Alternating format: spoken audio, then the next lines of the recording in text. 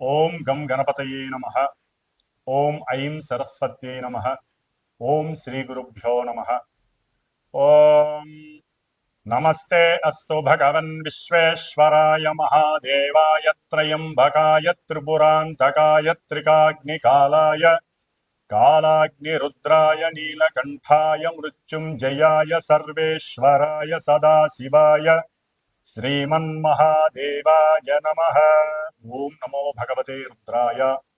ఓం సర్వమంగళమాంగళ్యే శివే సర్వార్థసాధికే శరణ్యే త్రయంబికే గౌరీ నారాయణి నమోస్తుతే. శ్రీ మహాపార్వతీ నమః. హరి ఓం. మనము ప్రస్తుతము ఈ యొక్క భూమండలంలో సూర్యుని చుట్టూ పరిభ్రమిస్తున్నటువంటి సప్తగ్రహాలలో మన యొక్క భూమండలం దాని చుట్టూ తిరుగుతున్నటువంటి చంద్రుడు, ఈ యొక్క గ్రహాల యొక్క వీక్షణలు, పరివర్తనలు, ఆ యొక్క గమనాల వలన మన భూమిపైన నివసిస్తున్నటువంటి మానవులకు కానీ జీవకోటికి కానీ ఆ గ్రహాల యొక్క కాంతిపుంజములు ఎన్నో వైవిధ్యమైనటువంటి పరిస్థితులను, ప్రతిబంధకాలను, ప్రకృతి వైపరీత్యాలను కలుగజేస్తూ ఉంటాయి. మరి ఇప్పుడు సూర్యుడు కుంభరాశిలో 14వ తారీఖు వరకు కూడా తన యొక్క ప్రయాణాన్ని సలుపుతూ ఈ యొక్క మార్చి 15వ తేదీ నుండి కూడా ఏప్రిల్ 14వ తేదీ వరకు కూడా సూర్య భగవానుడు మీనరాశిలోకి సంచారం చేస్తాడు. అంటే మన యొక్క ద్వాదశ రాశుల్లోనూ మేషరాశి నుండి కూడా 12వ రాశి అయినటువంటి ఈ యొక్క మీనరాశిలో రవి మహానుభావుడు తన యొక్క మిత్రుడైనటువంటి బృహస్పతి యొక్క సొంత రాశిలో ప్రయాణం చేస్తూ ఉంటాడు.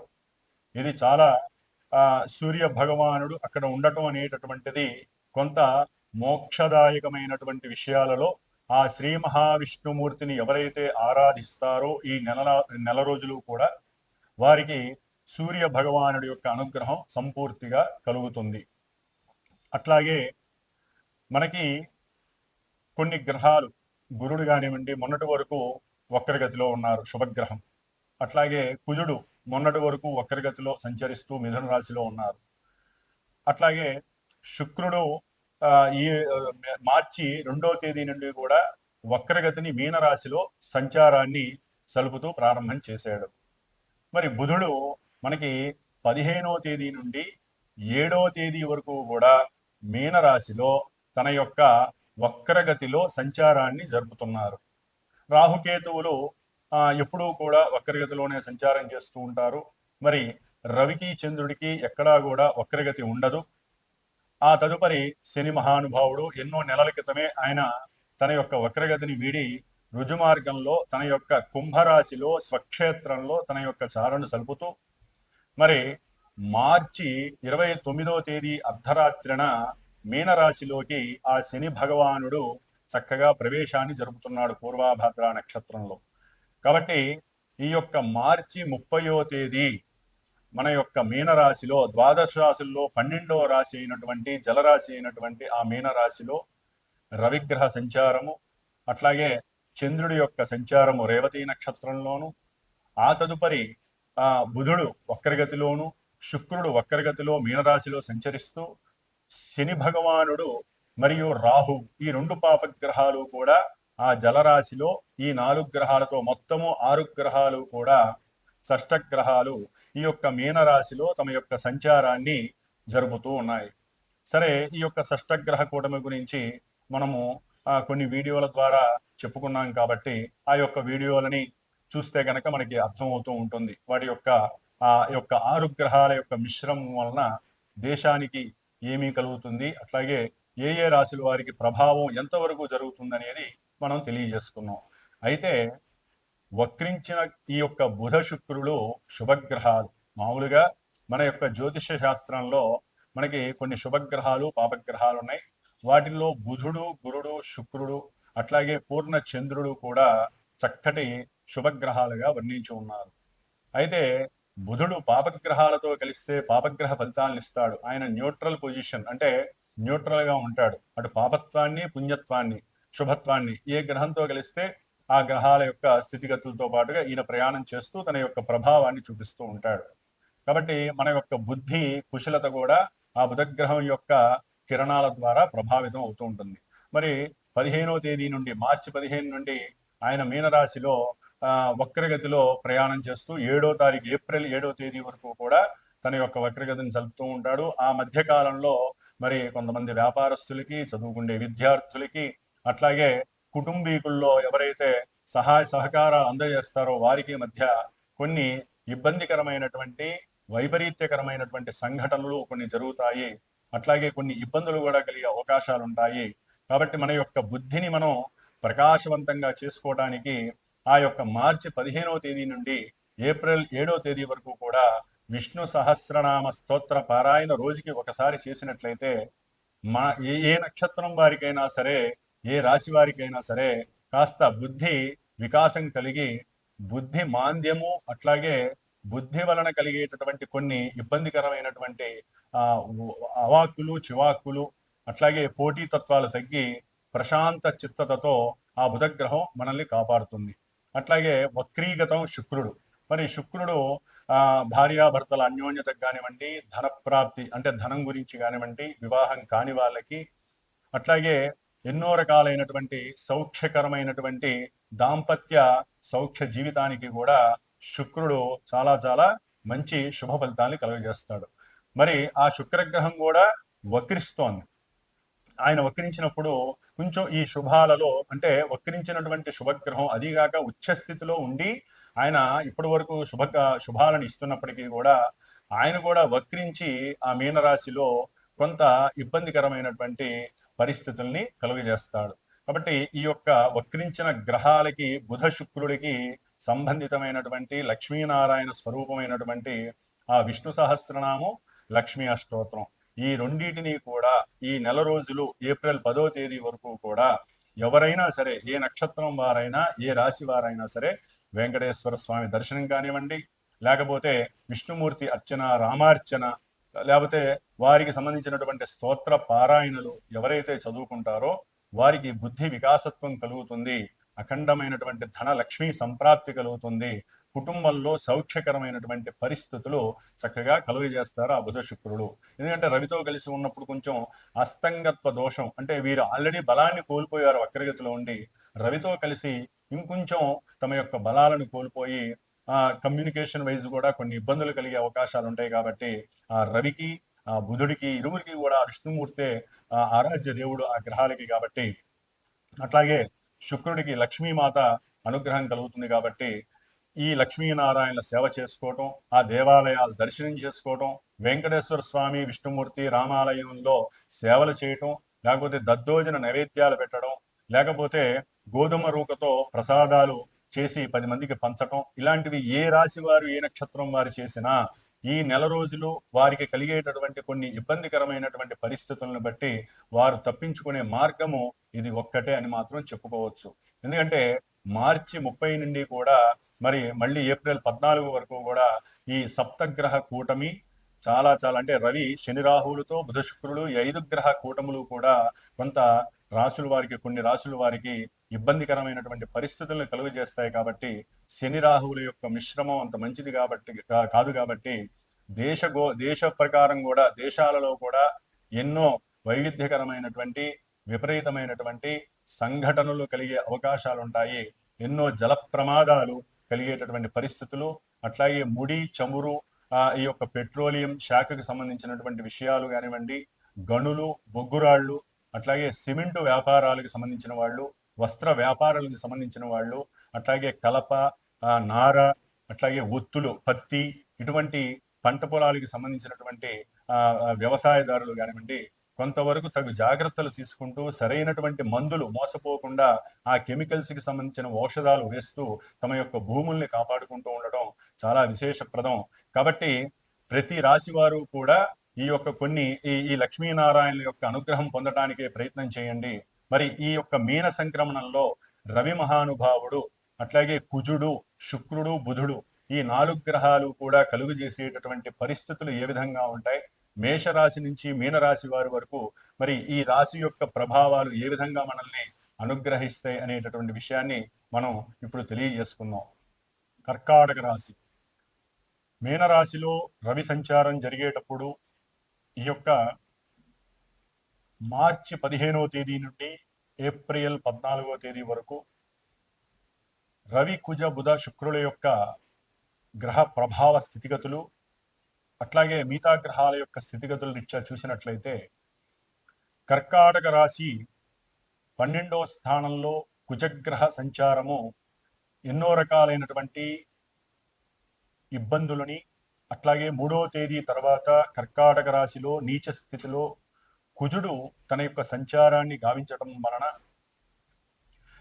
ఈ సంతానపరమైనటువంటి విషయాల యందు, అట్లాగే ఎవరైనా గర్భవతులుగా ఉన్నటువంటి స్త్రీలకి కొంత ఇబ్బందికరమైనటువంటి పరిస్థితులు కలగడానికి ఎక్కువ అవకాశాలు ఉంటాయి. కాబట్టి వీరు సుబ్రహ్మణ్య అష్టోత్తరాన్ని చదువుకోవటం ద్వారా లేదా సుబ్రహ్మణ్యేశ్వర స్వామి జపాన్ని కానీ సుబ్రహ్మణ్యేశ్వర స్వామి వారి యొక్క అభిషేకాన్ని కానీ చేసుకోవటం ద్వారా కొంతవరకు గర్భ సంబంధిత దోషాలు కానివ్వండి, రక్త సంబంధిత దోషాలు కానివ్వండి, వీరికి దూరమయ్యే అవకాశాలు ఉంటాయి. కాబట్టి ఈ యొక్క కర్కాటక రాశిలోకి కుజుడు ఎప్పుడైతే 3వ తేదీన వస్తాడో అప్పటి వరకు కూడా, అంటే ఈ మార్చి 15 నుంచి 3వ తేదీ వరకు కుజుని యొక్క సంచారం 12వ స్థానంలో ఉండటం ద్వారా పిల్లలు మాట వినకపోవటం, పిల్లలతో ఎవరైతే చర్చిస్తారో ధన సంపాదన గురించి కానివ్వండి, మంచి చెడుల గురించి కానివ్వండి, ప్రయాణాల గురించి కానివ్వండి, లేకపోతే అంతర్గత విషయాలు కానివ్వండి, వారసత్వపు ఆస్తుల విషయంలో ఏదైనా అన్నదమ్ముల యొక్క పిల్లలతో కానివ్వండి, అన్నదమ్ములతో కానివ్వండి, అక్క చెల్లెలతో కానివ్వండి, ఎవరైనా సరే సంప్రదింపులు గనక ఈ కర్కాటక రాశి వారు చేసి ఉంట్లయితే అవి ఒక పట్టాన తెమలవు. అట్లాగే వారు సరేనంటారు, మీరు అయిపోయింది అనుకుంటారు, కానీ అది మళ్ళీ పునరావృతం అయ్యి మొదటికి వస్తుంది. కాబట్టి ఈ యొక్క కర్కాటక రాశి వారికి కొంచెం మార్చి 3 వరకు కూడా ఈ యొక్క సంబంధ బాంధవ్యాలకు సంబంధించినటువంటి వారసత్వపు ఆస్తులకు సంబంధించినటువంటి విషయాలు, అట్లాగే పిల్లల యొక్క ఉద్యోగ సంబంధిత విషయాలు, అంటే పిల్లలకి ఉద్యోగంలో ఎక్కడో దూర ప్రాంతాలలో వీరికి ఉద్యోగం రావటం, దానికి వీరు బాధపడటం, దానికి వీరు వద్దని వారితో చెప్పటం, దాని ద్వారా ఇంట్లో ఉన్నటువంటి వారికి అట్లాగే వీరందరూ కూడా చర్చించుకున్నటువంటి ఈ యొక్క మాటలు సఫలీకృతం కాక చుట్టుపక్కల ఉన్నటువంటి వారు కానివ్వండి, లేకపోతే కుటుంబీకులు కానివ్వండి అవమానించటం. అంటే మీ కుటుంబంలో ఏదైనా సమస్య వస్తే పరిష్కరించడానికి ఎవరూ రారు, కానీ అది పరిష్కారంగా చేయడానికని వచ్చి ఉన్న విషయాలన్నీ కూడా కూలంకషంగా తెలుసుకోవటం, అంటే పిల్లల ద్వారా కానీ లేకపోతే దూరభావాల ద్వారా కానీ తెలుసుకోవటం, దానికి సంబంధించినటువంటి అనుమానాలు అవమానాలని కాస్త వారు ఎలాబరేట్ చేయటం, దాని ద్వారా మీ కుటుంబానికి కొన్ని ఇబ్బందికరమైనటువంటి పరిస్థితులు కలగడం అనేవి జరుగుతూ ఉంటాయి. అట్లాగే ముఖ్యంగా కర్కాటక రాశి వారికి 3లో ఉన్నటువంటి కేతువు కొంత ఉదారమైనటువంటి పరిస్థితులను కలుగజేస్తాడు. ఏదైనా కోర్టు సంబంధిత విషయాలు కానివ్వండి, అనారోగ్యపరమైనటువంటి ఏదో తెలియనటువంటి అనారోగ్య సమస్యలతో కొంతవరకు బాధపడుతున్నప్పుడు వారికి కొంత సేఫ్ జోన్లోకి వెళ్ళేటటువంటి పరిస్థితులు కలుగుతాయి. ఏదో రకంగా పూర్వ పుణ్య ఫలాన్ని మూటగట్టుకున్న వారే కర్కాటక రాశి వారు కొంతవరకు వారికి ఉన్నటువంటి అనారోగ్య సూచనలు తగ్గించేటటువంటి పరిస్థితులు కూడా కలుగుతాయి. తండ్రి వలన ఏదైనా కొంతవరకు ఈ కర్కాటక రాశి వారికి తండ్రి వలన కానివ్వండి, సంతానం వలన కానివ్వండి, ఏదైనా ధనం రావాలి అనుకుంటే అది కొంత ఆలస్యం అవుతుంది, లేదా వారి ద్వారా కొంత తగ్గించైనా సరే ఆ ధనం మీకు రావడం అనేటటువంటిది కొంతవరకు కలిగే అవకాశాలు ఉంటాయి. దానికి కొంత మాట ముచ్చటింపులు జాగ్రత్తగా చేసుకోవటం, అట్లాగే ఎవరైతే కర్కాటక రాశి ఉన్నారో వారు తండ్రితో జాగ్రత్తగా మాట్లాడడం ద్వారా మీరు ఏదైనా దూర ప్రయాణాలకు వెళ్ళాలి అనుకుంటే, అంటే విద్యరీత్యా చదువుకోవడం రీత్యా ఏదైనా దూర ప్రాంతాలకు వెళ్ళాలంటే తండ్రితో కొంచెం జాగ్రత్తగా మంచి భావనతో మాట్లాడితే మీరు అనుకున్న పనులు జరుగుతాయి. ధనం కూడా సమకూర్చడానికి తండ్రి సహకారం లభిస్తుంది. అట్లాగే కర్కాటక రాశి వారికి ప్రస్తుతం మార్చి 30వ తేదీ వరకు కూడా అష్టమశని ప్రాబల్యం వలన వీరికి కొంత భార్యాభర్తల మధ్య ధన విషయంలో ఒక పట్టాన విషయాలు తెమలక ఎన్నో రకాలైనటువంటి ఇబ్బందులు కలగటం, అట్లాగే సంతాన పరంగా కూడా వీరికి అనుకున్న విషయాల యందు ఆకస్మికంగా కొన్ని ధనపరమైనటువంటి ఇబ్బందులు కలగటం, చేసే వ్యాపారంలో ఆర్థిక లాభాలు వస్తాయి అనుకున్నప్పుడు అవి ఈ కర్కాటక రాశి వారికి ఆర్థికపరమైనటువంటి లాభాదులు కలగటం, అట్లాగే ముఖ్యంగా ఏదైనా బంగారపు వస్తువులు వీరు గోల్డ్ కానివ్వండి పర్చేజ్ చేయాలి అనుకున్నప్పుడు అవి కూడా కొంతవరకు సమంజసంగా ముందుకు వెళ్ళటం, అంటే కొనడానికి వెళ్ళటం. కాకపోతే ఇక్కడ కొంత జాగ్రత్తలు తీసుకోవాల్సిన అవసరం అయితే ఉంటుంది. ఎందుకంటే బంగారపు తూకంలో ఏదైనా ఇబ్బందికరమైనటువంటి పరిస్థితులు కలగడం, దాని ద్వారా మీరు ధనాన్ని నష్టపోవడం కూడా జరిగేటటువంటి పరిస్థితులు ఉంటాయి. కొంత బేరీజ్ వేసుకోవాల్సిన అవసరం, జాగ్రత్తగా చూడాల్సినటువంటి పరిస్థితులు కూడా ఉన్నాయి. అట్లాగే ఏదైనా వాహన సంబంధ విద్యార్థులు, ముఖ్యంగా విద్యార్థులు పరీక్షలు జరిగేటటువంటి సమయానికి ముందుగా దూర ప్రయాణాలకి తన యొక్క ఫ్రెండ్స్తో లేకపోతే నూతనంగా పరిచయమైన వాళ్ళతో కానివ్వండి, మేనమామలు, మేనత్తలు లేకపోతే కుటుంబీకులతో కానీ దూర ప్రయాణం చేయాలి అనుకున్నప్పుడు మీ తండ్రి గారు దానికి ఒప్పుకోకపోవటం, మీరు ఎదిరించి ఒకవేళ కనుక వెళ్ళినట్లయితే మీ మీ యొక్క రాసేటటువంటి విద్యా సంబంధిత విషయాల్లో మీకు కొన్ని ఇబ్బందులు కలిగే అవకాశం ఉంటుంది. కాబట్టి ఈ యొక్క కర్కాటక రాశి వారు కొంత జాగరూకతతో వ్యవహరించి ఎగ్జామ్స్కి సరైనటువంటి ప్రణాళిక తయారు చేసుకోవటం, ఎటువంటి ప్రయాణాదులు పెట్టుకోకుండా ఉండటం మంచిది. అట్లాగే ఎవరైతే ఈ యొక్క కర్కాటక రాశి వాళ్ళు ప్రేమకు సంబంధించినటువంటి వ్యవహారాల్లో కొన్ని ఇబ్బందులు ఎదురై ఆ ప్రేమ విచ్ఛిన్నమై వీరు కొంత బాధని పడటం, ఆ బాధపడటం ద్వారా ఎన్నో రకాలైనటువంటి ఆ మానసిక సమస్యలకి గురవటం, దాని ద్వారా కొన్ని ఇబ్బందికరమైనటువంటి పరిస్థితుల్ని, ఎప్పుడూ చూడనటువంటి పరిస్థితుల్ని వీరు ఎదుర్కోవటం, దాని ద్వారా వెళ్ళేటప్పుడు బండ్ల మీద కానివ్వండి ఉన్నంతలో అకస్మాత్తుగా కొన్ని ఇబ్బందికరమైనటువంటి సంఘటనల ద్వారా కొన్ని గాయాలు కలగడానికి అవకాశాలు ఉంటాయి. తల్లితో విభేదిస్తారు కర్కాటక రాశి వారు 3వ తారీఖు తర్వాత. కాబట్టి గృహ సంబంధిత విషయాల్లో అన్నదమ్ములతో కొంచెం విభేదం కలుగుతుంది. కొన్ని జాగ్రత్తలు పాటిస్తూ ఈ కర్కాటక రాశి వారు 30వ తేదీ మార్చి 30వ తేదీ వరకు కూడా హనుమాన్ చాలీసా చదువుకుంటూ, ఎందుకంటే వీరికి పట్టినటువంటి అష్టమ శని దోషం అనేది పోతుంది. కాబట్టి చివరిలో ఆయన మంచితో ఆయన 30వ తేదీ తర్వాత కొంతవరకు తన మూమెంట్స్ మార్చుకుంటాడు. కాబట్టి వీరికి కొన్ని ప్రమాదాలు, గండాలు తప్పి శుభప్రదమైనటువంటి దూర ప్రాంతాలకు వెళ్ళే అవకాశాలు కూడా వీరికి వ్యాపార రీత్యా, ఉద్యోగ రీత్యా కలగడానికి అవకాశం ఉంటుంది. ఓం శ్రీమాత్రే నమః.